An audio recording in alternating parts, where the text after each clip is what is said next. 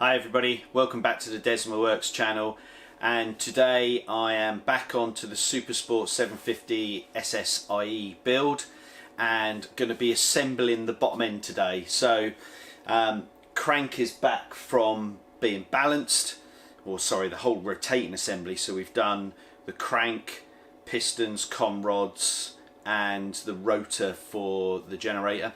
So that whole assembly has been balanced. So that will be going into the engine today, hopefully.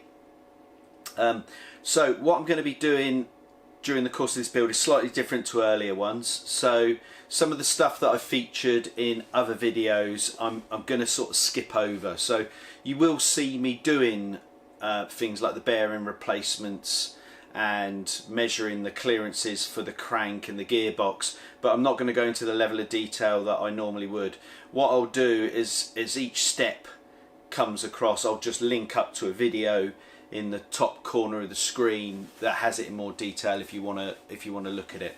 I will be, however, going into some extra detail on areas I've not covered. So I'm going to show you how to clean the oilways in the crank, because the last time I had a crank balanced, I did that off camera, and we're also going to rebuild the shift selector fork that goes between your gear lever and the shift drum, because we've got a brand new fork leg and brand new springs to go on this build, because he was having shifting problems and it was the only issue that I could find.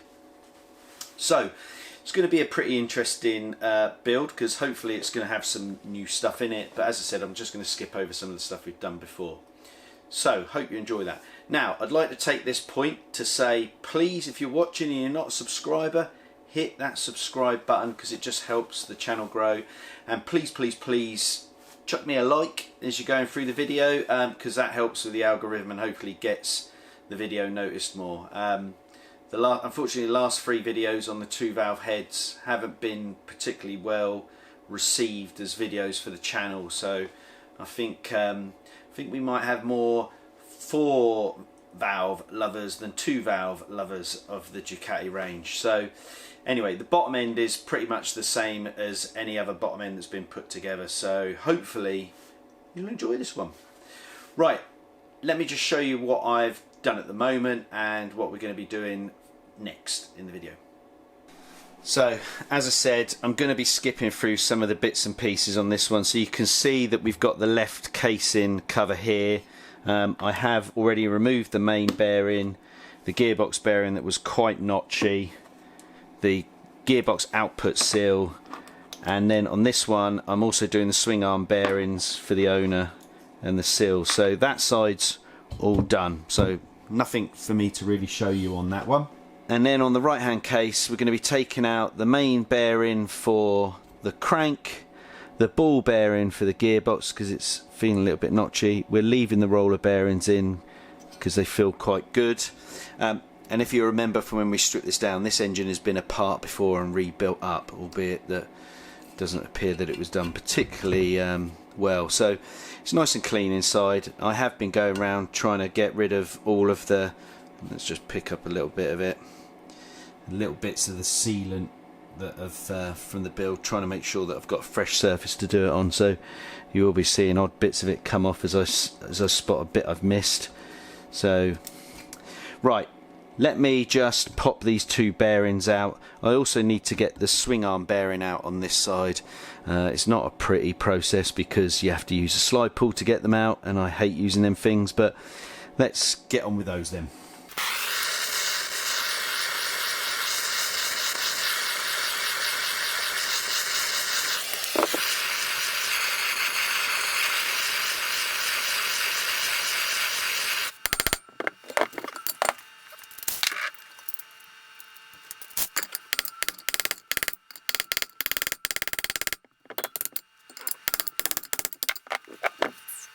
Just going to take out the lock-in nuts. I heated it first because there might be Loctite here. Yeah, they've been Loctited, so heat would help break that down.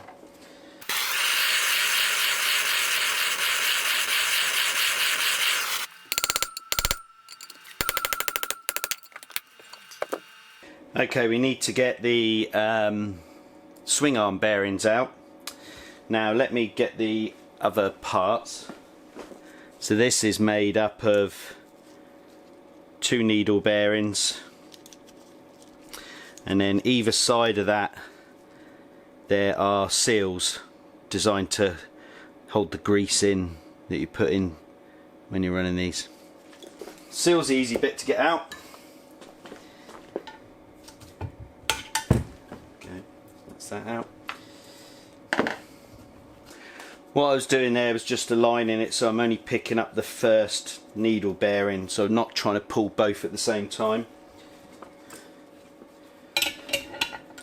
Just tying this in properly now.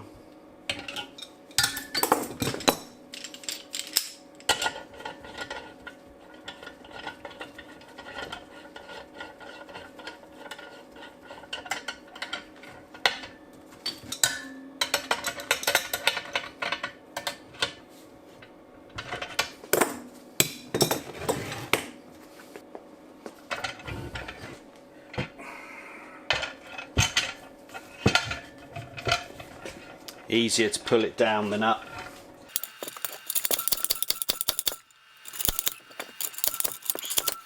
Didn't grip it properly first time.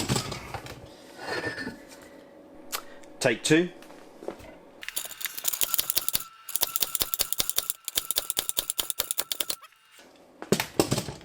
Gonna need a take 3.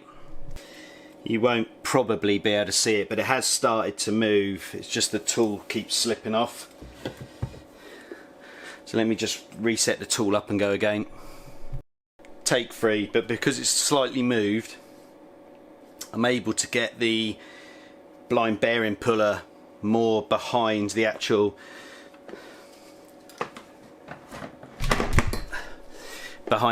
surface of the bearing. So if you imagine, like, this is a much smaller one, but I've managed to get the lip right in behind rather than inside the bearing. So hopefully take 3 should be the one.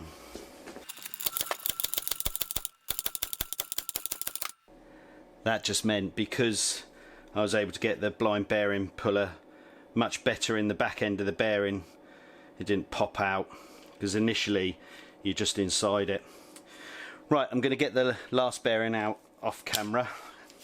Okay, second of the bearings is out. All I need to do is get the last of the seals out.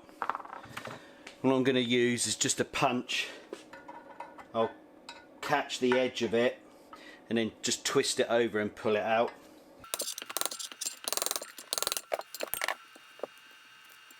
So there you go, last seal's out.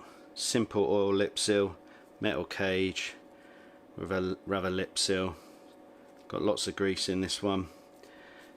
So that's the swing arm bearings out. There's a little retaining clip at the back that I'm going to leave in. So we'll push new seals in and new bearings in shortly. Okay, cases have all been cleaned. Just got rid of as much of the sealant as possible. Scraped where the starter motor gasket had left some build up. Ready to drop the new bearings in. So what I'm going to do is I'm going to get this first one done off camera, and then I'll film the second one. What I'll do is I'll put a link up here somewhere, either left or right, to the 748 build that showed this in a bit more detail. So I'm not going to labour this point. I'm going to leave the swing arm ones till the engine is back together, just because it's a little bit easier for me. Okay, let me go grab the first set of bearings which are in the freezer. I'll do this side and then you'll come back when I'm on this one. And we're back. So further to my conversation piece beforehand, I am now doing these swing arm bearings beforehand, because just needs a little bit of force to get them in, and it'll be easier when I can hit down against the case. I just forgot how I did it last time. What I also found quite interestingly is that whoever did the last set of replacements had the inner one round the wrong way. So the manual says you've got to hit it with the face going down into the case. So you've got to hit against the backside, which I don't have a bearing drift for, but luckily, I've put it back, hang on a second. I can use a 19mm socket, and it just sits nicely on the back face of the lip seal without doing it any damage, so I can get that in there all the way down and housed against the seat, and then this one will be fitted outwards, so it should be outer face, but the one I took off, they were both that way round, so lip seal all facing into the cases, but the manual states it should be face in, face out. So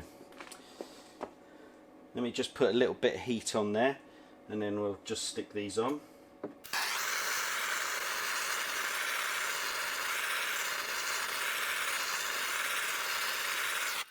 So first off, I need to get this started, so I'm just going to use a slightly larger drift.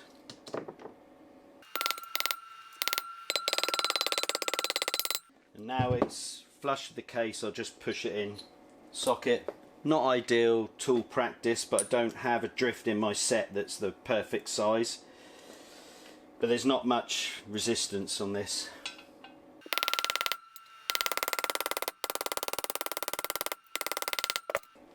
So that's that fully seated home. You'll know when it's fully seated home because the tone changes when you're knocking it in, but you can just look on the back side and you can see that it's fully seated against the retaining clip. Okay, let me go get the new bearings out of the freezer. Okay, apply a little bit more heat. You just want it just to expand slightly.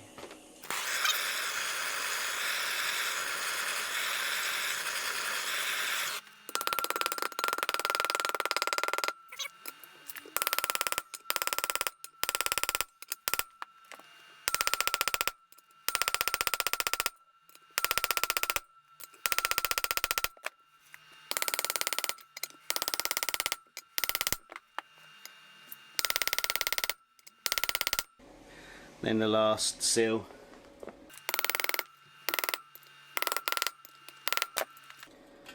There you go, that's the swing arm bearings in. Like you see, it doesn't need, if you've got this hot enough and the bearing's cold enough, it doesn't need really any force at all, you're just guiding them in really. Next up, do the main bearing. So I'm just going to heat this housing a bit first.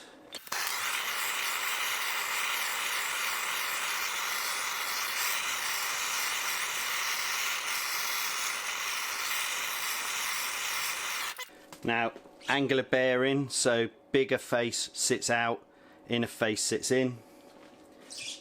I'm going to put a bit of bearing retaining fluid in. There you go. Because it's nice and warm, it's just dropped straight in. Just make sure it's fully seated home. That's been in the freezer for about 4 hours, that bearing. And it's already sort of locking itself in as it warms up. Last bearing to do is gearbox output shaft bearing. So let me just heat up again.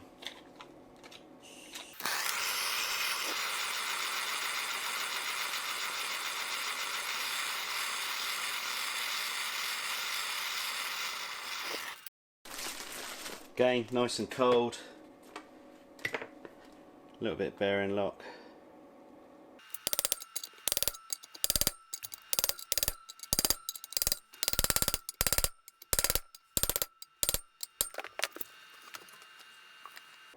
Fully seated home. And that's our bearings done. All I need to do, bearing retaining plate. One.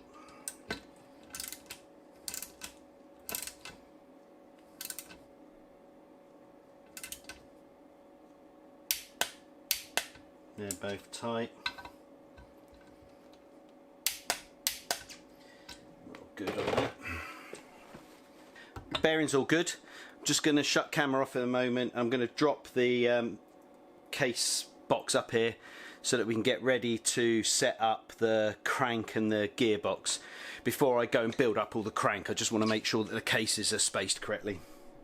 As per previous builds, what I'm going to do now is I'm going to check the free float in the crank as it stands at the moment. So I have got two 1.9 shims on there, so that's 3.8 in total. The original shims that I've got out of the engine come to 4.35, so I should have about 0.1 to 0.2 float, and then I remember I've got to add preload of 0.3, and then I've got the gearbox in with his existing shims, the shift drum, and then the two shift fork rods. So I've basically got anything in the engine that can have an impact on the spacing. I need to check the float on the drum and both the gearbox shafts, and then check the float on the crank as currently set so I can get the correct preload in. Okay, hope that makes sense. I'll put a link up to a video up there or there of where I talk about the formal measurement method of setting up your crankcases. I'm going to do the free float method, which is slightly easier and quicker.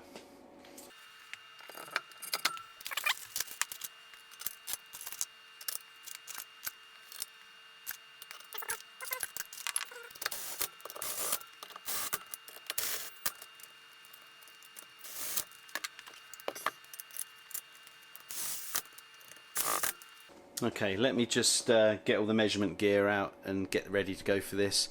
I'll get the bolts done to the correct setting before we commence as well. Cases have been bolted up, so torque down to 25 Newton meters, and I've got a DTI set up ready to check what end float I'm showing in the crank so I can judge the preload correctly, and then what my float is for the gearbox output shaft, clutch shaft and shift drum.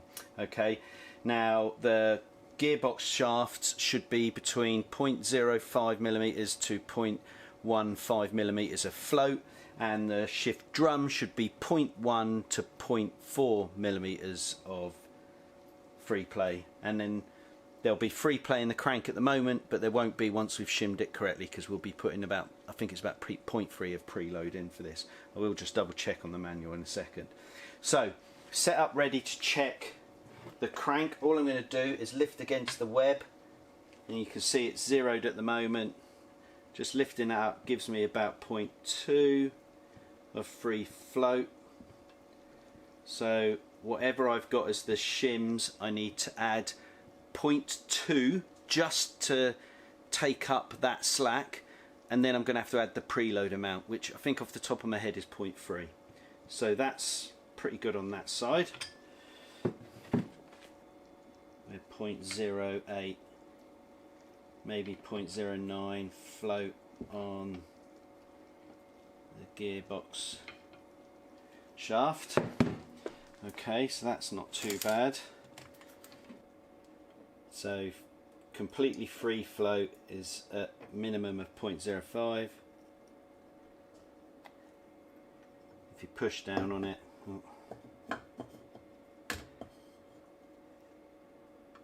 and then move it, we're anywhere between 0.1 and 0.11. So just independent float, 0.05. So we bob on that.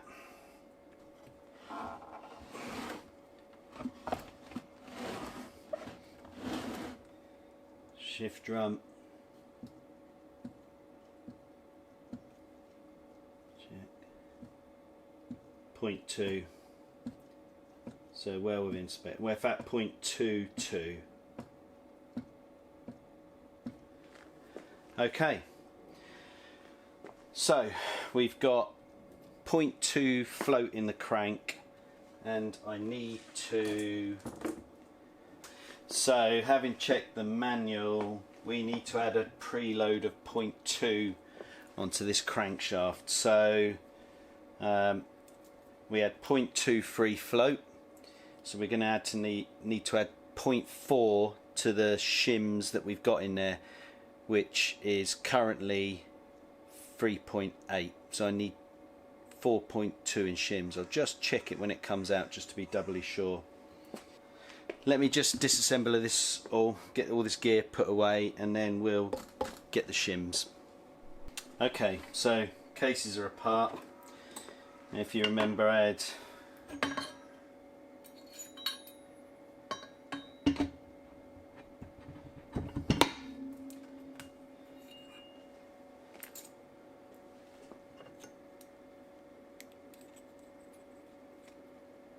so I've actually got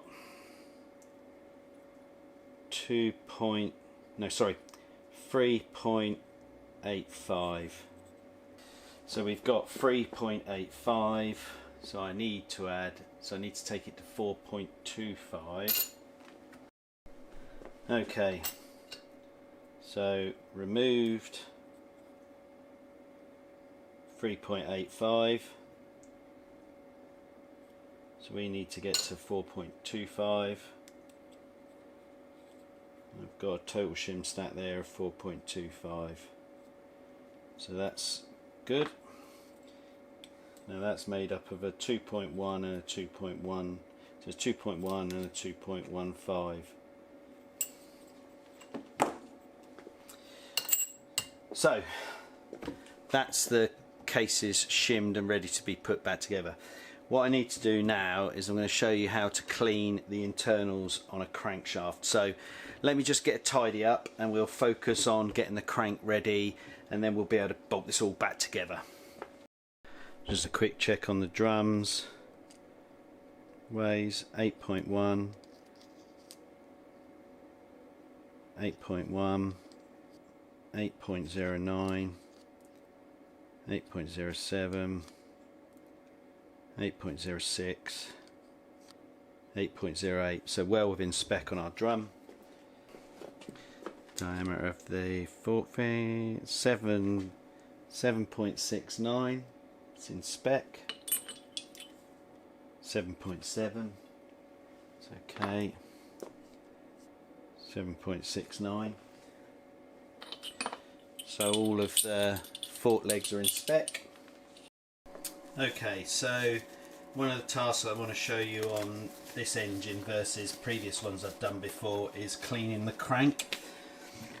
Now this has had some balancing work being done, so it's been linished, as you can see on the edge here. You should be able to just see it shine off, and there's a big cutout on the back here as well. Now they do protect the surfaces and the oil ways when they're doing it, but this engine has had a failure before, and I don't know how well this engine was built back up last time. So there are some oil way plugs. So here's one. So we've got one there.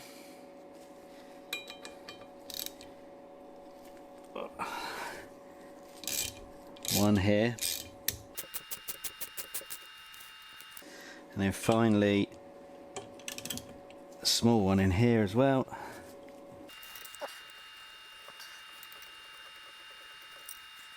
Another one there. And then lastly we've got the main oil way journal. I might need to get an extension there for a second. Now this one is prone to failure on some of the early engines. This has been stamped in quite nicely to stop it spinning out.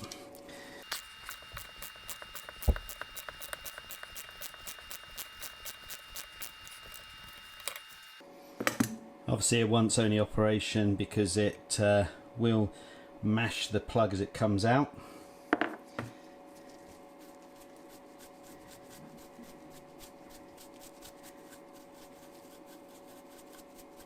Right, so what I'm going to be doing is basically just cleaning every way out. Gets rid of sludge, any contamination. I don't have that, it's not the right size. I can go all the way down into there as well. Just going to clean everything out now.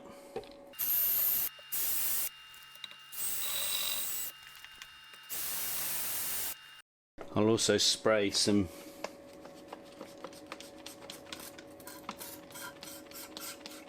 brake cleaner in it.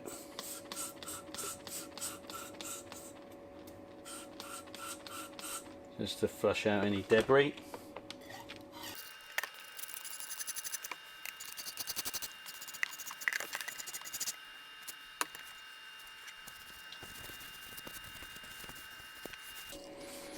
Okay, so we're fully clean now. Last bit I need to do, which I'm going to do outside and won't do in the camera, just need to get an airline and just blow through just to make sure there's no final debris inside the crank. So I'll do that off camera. Okay, so you might say, why go to all the trouble of cleaning a crank out when you've got a build? I'm trying to get this dirt to stay there. That, or the bottom of that tub, has got metal granules, solid bits of carbon, and all other sorts of pieces in the sludge that was in the oil there. So cleaning it out is helping save the big end bearings on first up, and you can also see the colour of the actual brake the brake cleaner. Very dirty, lots of debris inside it. So hence why I do that with cranks.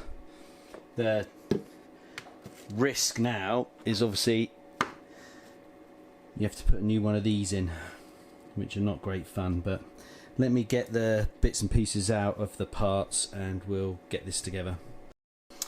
Okay, so here are the new plugs to go in. So we've got 2 carbon steel treated plugs, a zinc coated one I think by the looks of it, and then the main crank journal plug.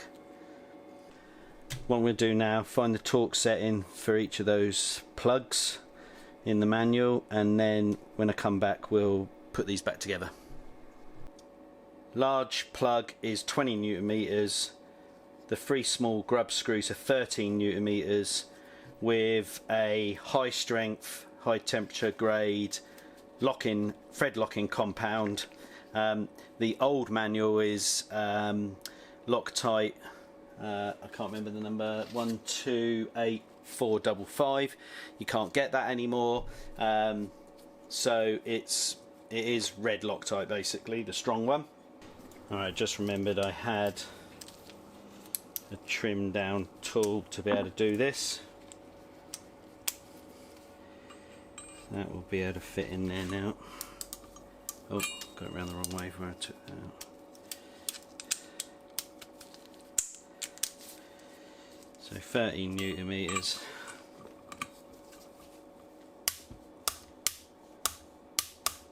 That's good and tight.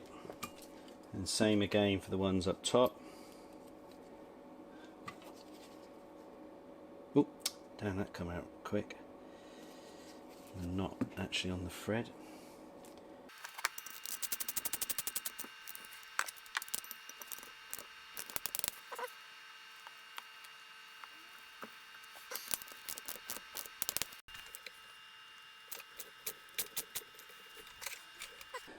Okay, so we've got a balanced crankshaft with the rotor that goes on this end, and the conrods and pistons have been balanced. So you can see there's been some weight taken off the bottom here and some weight off the top, and there's a colour match to ensure that we get the correct piston together with the correct conrod.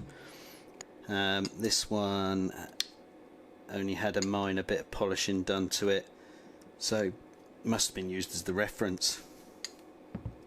And then you can see on the crank I've had a huge swathe of one web cut back, and by the oil gallery I've taken some weight out of there as well, and at the end of the web. Now you'll remember the reason we needed to do this is because there was some damage, and I just wanted to check that it was all in balance before we put it back in.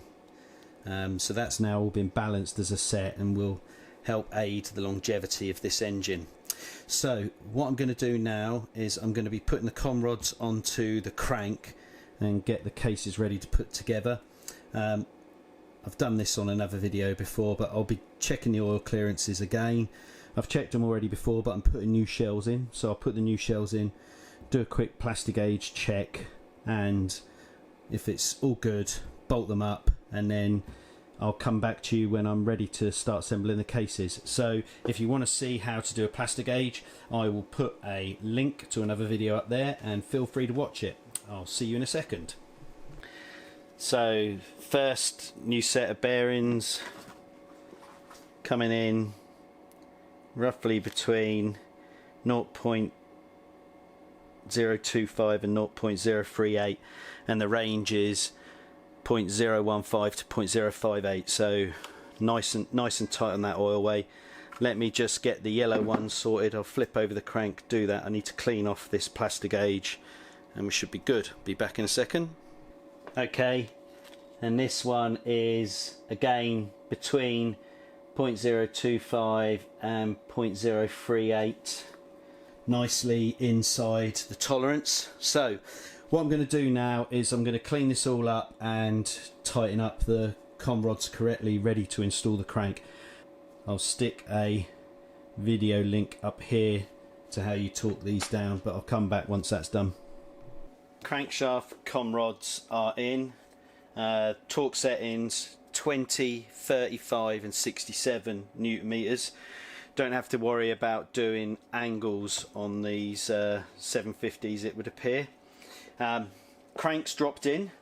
Remember, you need to put the lower con rod going to your horizontal and the upper con rod going to the vertical so that you don't displace that. I'm going to quickly drop in the timing shaft. Doesn't want to sit in because I've taken the seal out on the other side, so I'll have to push that back through when we get it in. Now, the engine's been cleaned numerous times. Oh, sorry, before I go on, I can't remember if I showed these when I took the engine apart, but these were the bearings, big end bearings. Not too bad, starting to break through the white metal, but no signs of the bronze, so actually not too bad at all. And we've now got new ones in with slightly tighter oil clearance, nice and free to spin. That's got build oil in it at the moment. Shims are in place. Everything here is good to go. What I'm going to do, it's going to be a bit noisy, so I'm just going to quickly blow the case out and then start putting on the sealant, and then we'll drop on the other case and tighten up. So let me just do this.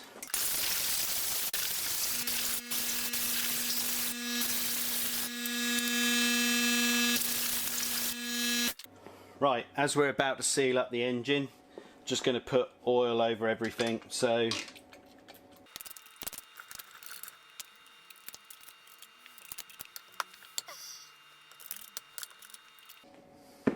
yeah, make a bit of a mess in my bowl, but it just means that I know everything's got a little bit of oil on it for when it first turns over.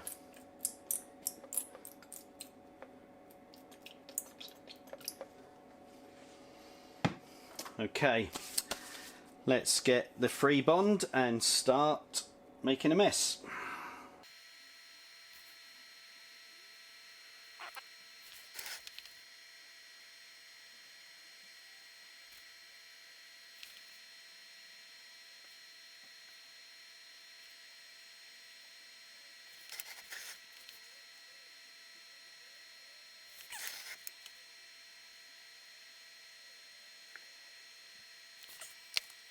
Okay, that's the case gooped up, ready to go.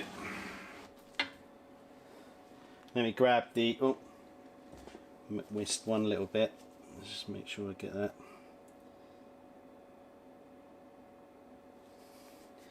It's important you go all the way around the bolt holes, otherwise you can get oil into the bolt and it comes out via the bolt. Okay. Right, let me grab the other case. Okay, cases are blown through. New O-seal. Let's drop this on. I've also oiled the bearings up.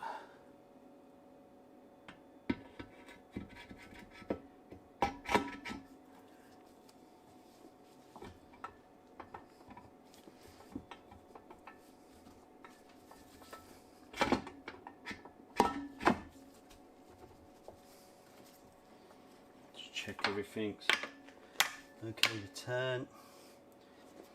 External, internal, external.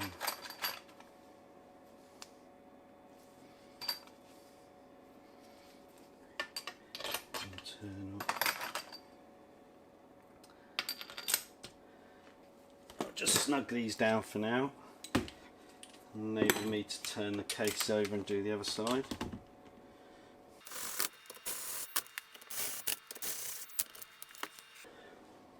Need to put a little bit of special grease on this bolt.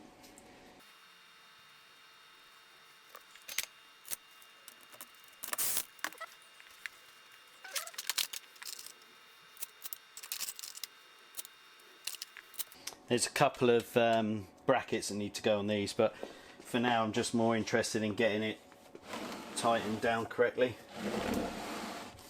There's a 6mm bolt that goes in there as well.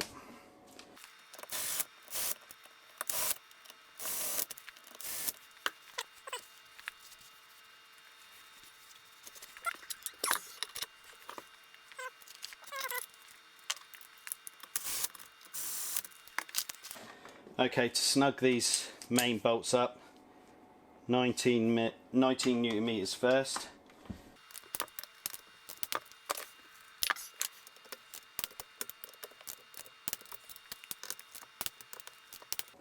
Then 25.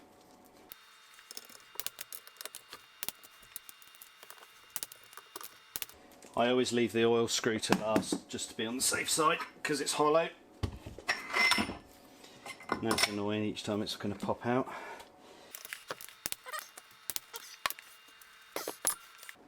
Oil screw is to 20 Newton meters.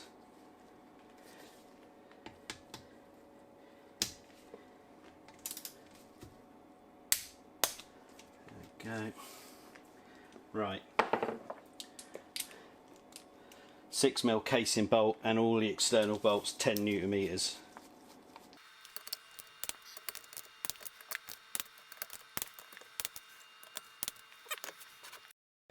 What I'm going to do is just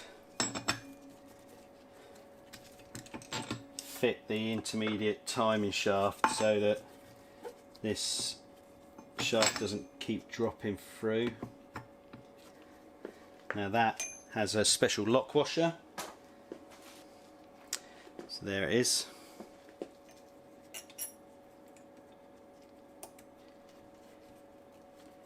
Just stick that in there, in the keyway. Just get something to lock this off so I can tighten it up. This needs to go to 55 Newton meters.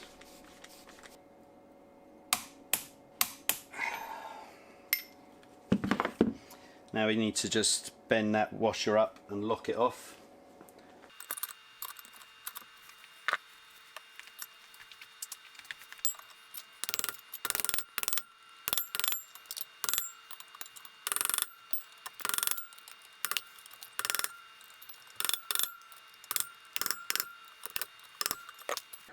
Okay, so that's tightened up, gets that little job out of the way. What I'll do is also put the starter motor back in. So there's the old seal, got a nice new one. I'm just going to clean that up off camera, get rid of the excess from the old gasket.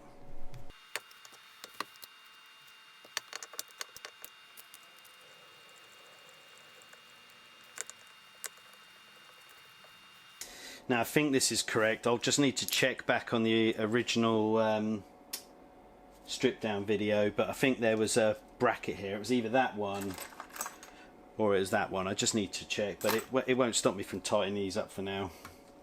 So these are 10 Newton meters again. Next step, we'll put the intermediate starter gear in.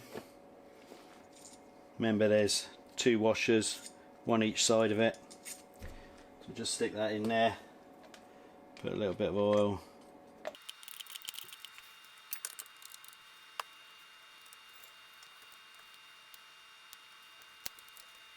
So let me clean this. I don't want to I want to put a dirty one in, so we'll give this a good clean over with brake cleaning fluid. Just make sure that's good, so we know that that's nice and clean now, so if we have any issues later down the line.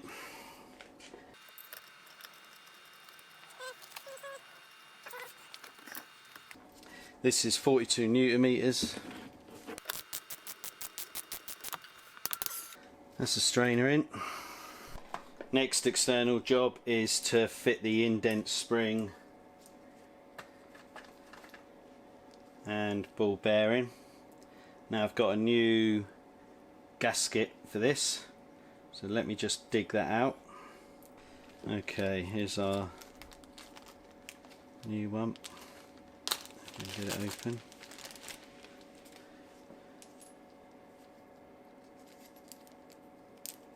Yep. Now it's a crushable washer, but I like to put a little bit of free bond on it just to make sure that it seals properly.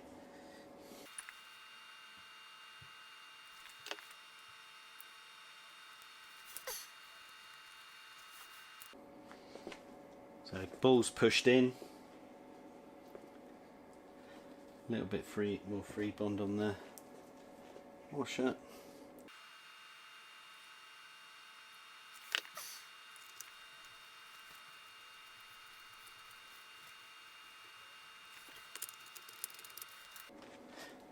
.30 Newton meters.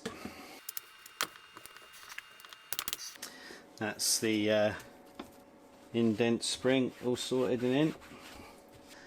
Okay, so I'm going to take a rest here because there's a couple of bits that I want to show you before we put the last of the bottom end together. So I've got the selector fork to build up and set up, so I can't put the rotor and that out and this cover on until that's done. And I can't put the primary gear and clutch all back together because the owner just wants me to strip and check the oil pump as well. So I'm going to be doing both of those. Right then, so those of you who've been paying attention, I'm in a different top, it's a different day. There's a bottom end built there, but this video's getting really long at the moment, so I didn't anticipate it being this long. So I'm going to call this video a wrap. I'll get back to the selector fork and the oil pump strip and check, and then the completion of the bottom end in the next video, which will be a shorter one ahead of me doing the top end build. And that's just because this video is getting ginormous and it was supposed to be a quick and easy one. So I hope you've enjoyed this video thus far on the Supersport 750IE build. The next video will be coming out shortly. I've got everything ready for the top end as well, so the top end build is currently underway. It will be a much shorter video because I'll try and miss some bits out and just get that engine back together. If you enjoyed the video, chuck us a like. If you're not subscribed to the channel, please hit that subscription button and notification bell for more content to be coming shortly. Thanks for watching. See you at the next video. Cheers then. Bye.